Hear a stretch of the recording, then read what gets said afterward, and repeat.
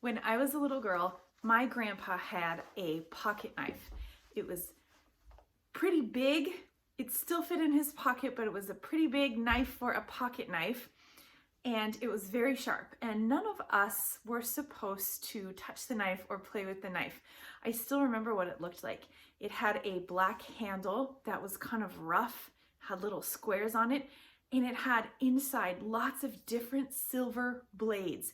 Big ones, small ones, rough ones. There were scissors, there was tweezers. And in my little girl mind, it seemed like Grandpa's pocket knife was useful for everything.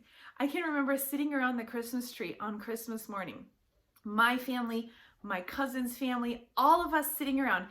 And if there was a package that had the tape on it that was really tight or you just couldn't undo the ribbons, Grandpa would pull out his pocket knife, flip it open, and he would cut the box, cut the ribbons, and there you'd have it.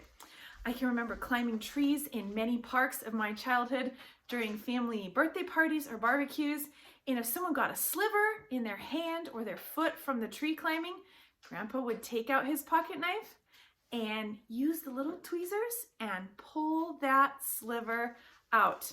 He used that knife for all kinds of things. Anytime something needed to be cut, anytime something needed to be freed, anytime someone was bored in church, Grandpa would carefully pull the knife out so that no one else could see it.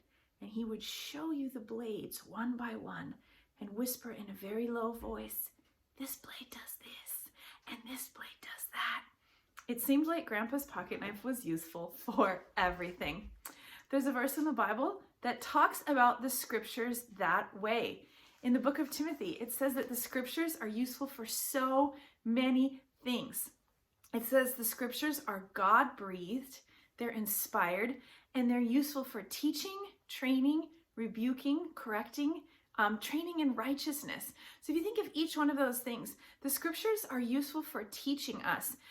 There's a lot that all of us still have to learn, even as adults. The things that we need to learn about our own heart, our own soul, things that we need to learn about getting closer to Jesus, the scriptures are useful for that.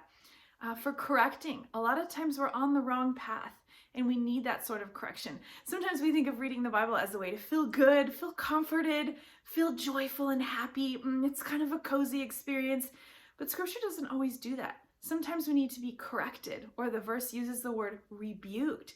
We need to be shown that we're not doing the right thing. We need to be shown our own selfishness. That's sometimes how we grow and change. And then it says the scriptures are useful for training in righteousness. The more we want to become more righteous, more like Jesus, closer to Jesus, which is the work of sanctification, which is the life work of people who are already saved, becoming more like Jesus is something that the scriptures can help us do and train us in.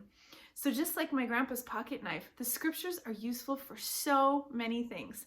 This week in our small group devotional resources, we're talking and looking about how the scriptures are useful and instrumental in our lives. So be sure to check out the following material. And you can ask yourself the following questions. Number 1, what would I like to get out of the scriptures this year?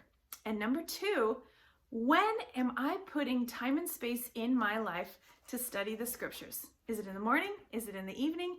Is it on the way to work? Is it gathered around the table with my family? When am I going to do that this year?